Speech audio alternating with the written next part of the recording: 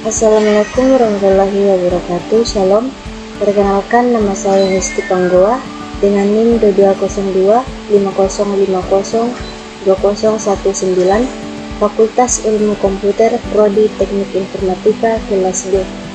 Pada video kali ini saya akan membahas tentang pengenalan website dari dosen pengampu Dewi Sarna Eskom Mkom. Nah, pada materi ini yang pertama kita akan membahas tentang pengertian website, yang kedua sejarah website, yang ketiga generasi website, yang keempat jenis website, dan yang terakhir adalah unsur-unsur website.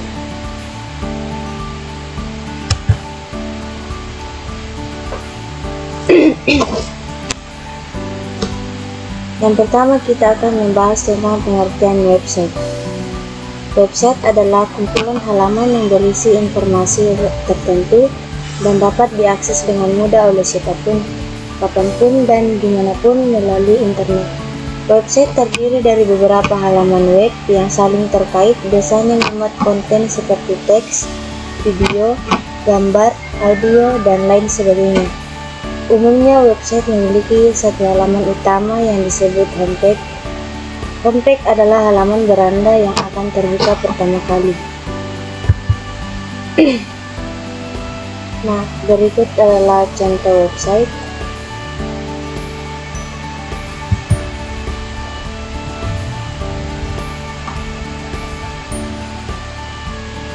Setiap website dibuat untuk tujuan tertentu, misalnya pengenalan sebuah brand bisnis, media berita, hiburan, toko online, sarana pendidikan, hingga media sosial. Untuk mengunjungi website, kita membutuhkan sebuah perangkat seperti smartphone atau komputer yang diakses melalui link URL atau Uniform Resource Locator. Kita masuk ke dalam materi yang kedua, yaitu sejarah website. Sejarah website dimulai oleh tim Berners-Lee yang mengembangkan World Wide Web atau yang disingkat sebagai WWW pada tahun 1989. Tim menggagas 3 teknologi dasar untuk membangun sebuah website, yaitu HTML, URL, dan HTTP. Awalnya website dirancang hanya untuk berbagai informasi di kalangan para ilmuwan. Sampai akhirnya tim melihat potensi website sebagai sarana yang bisa digunakan oleh siapa saja untuk berbagai tujuan. Kemudian dirilis secara resmi pada 6 Agustus 1991 oleh Sir Timothy John dari tim Berners-Lee. Akhirnya pada tanggal 30 April 1993, Chair Laboratorium tempat tim bekerja mengumumkan bahwa WWW dapat digunakan secara gratis oleh publik. Website yang pertama kali dirilis saat itu baru sebatas menampilkan teks sederhana tanpa variasi font, video, maupun gambar. Bahkan website ini sampai sekarang masih bisa mengaksesnya melalui URL seperti yang tertera di bawah. Inilah contoh tampilan website yang pertama kali.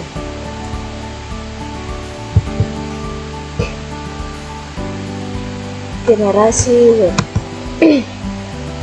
Yang pertama ada web 1.0. Web 1.0 merupakan generasi pertama dari layanan internet berbasis web. Pengguna hanya bisa membaca dan mencari serta melihat-lihat informasi yang ada dalam sebuah web tanpa bisa melakukan interaksi lainnya. Bisa dikatakan pada saat itu tipe web 1.0 hanya menggunakan komunikasi satu arah. Sehingga pada saat itu web tipe ini seolah-olah berperan sebagai papan pengumuman yang dihadirkan secara digital.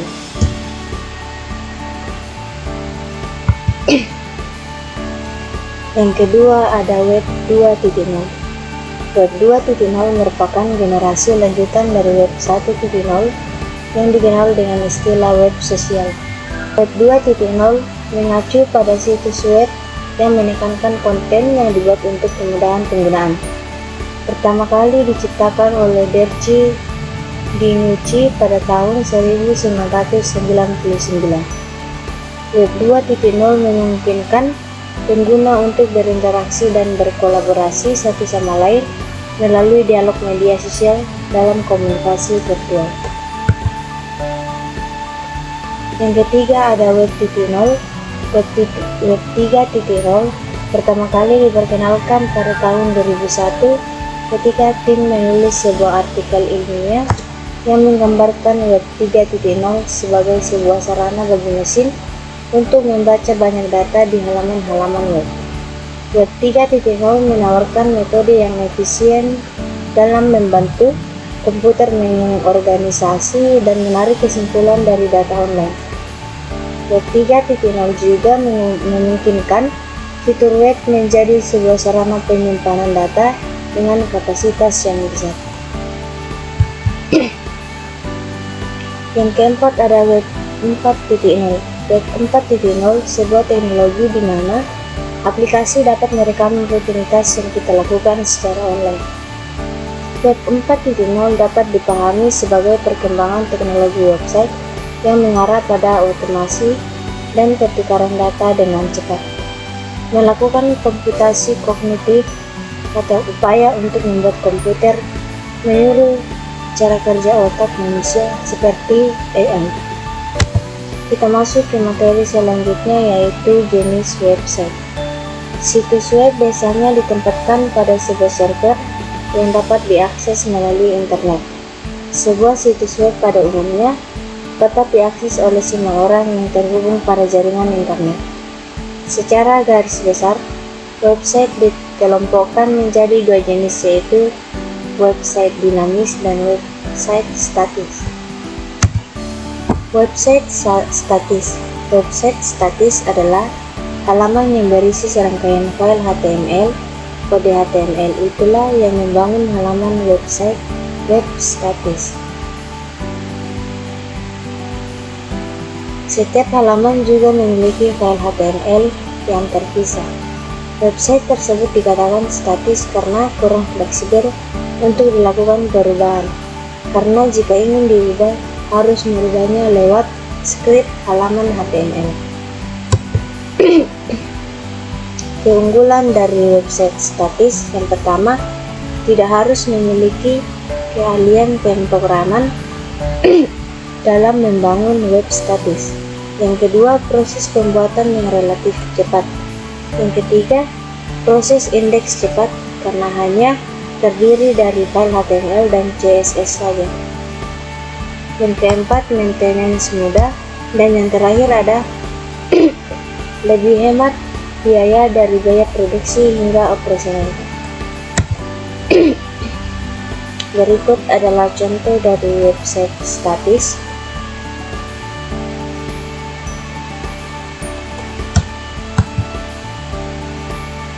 Kita masuk ke dalam website yang kedua, yaitu website dinamis.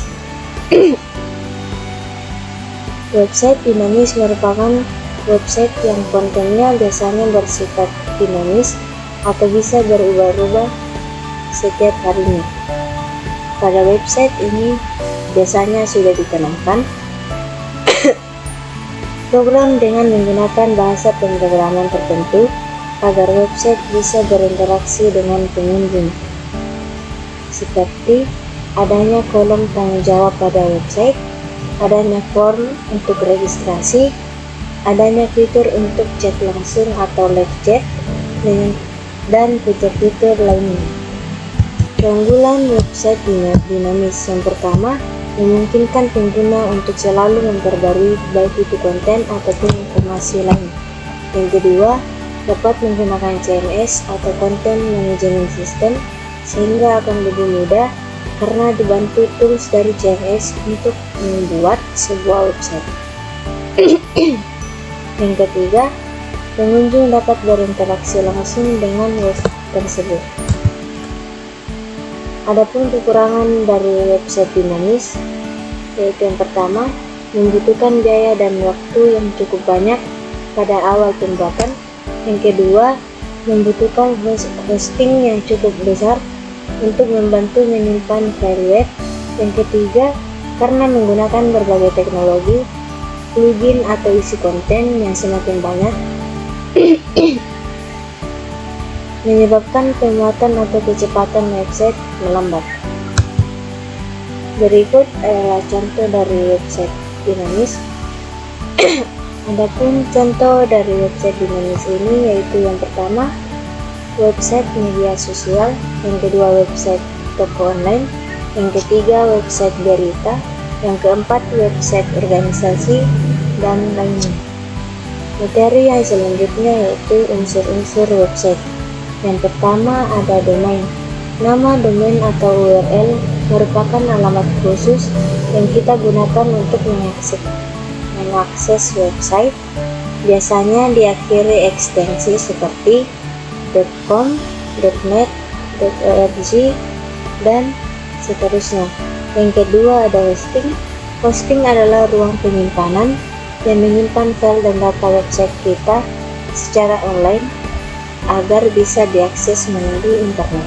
Yang ketiga adalah ada platform, tool yang kita gunakan untuk membuat website, biasa dengan coding HTML, PHP, database atau CMS seperti WordPress, Joomla.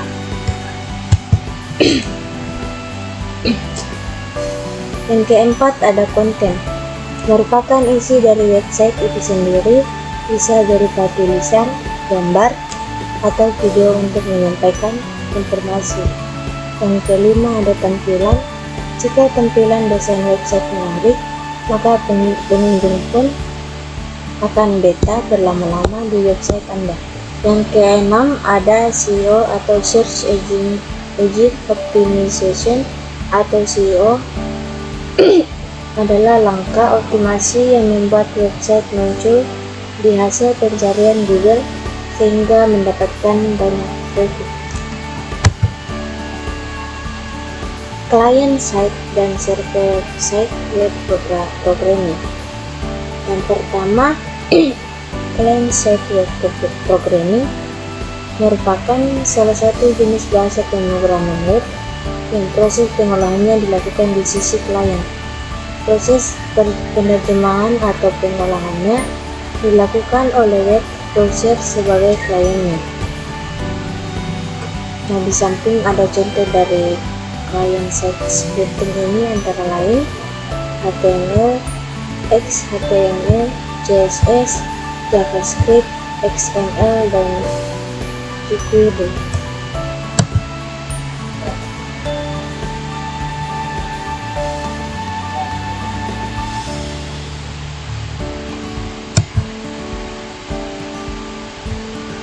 Sekian materi dari saya.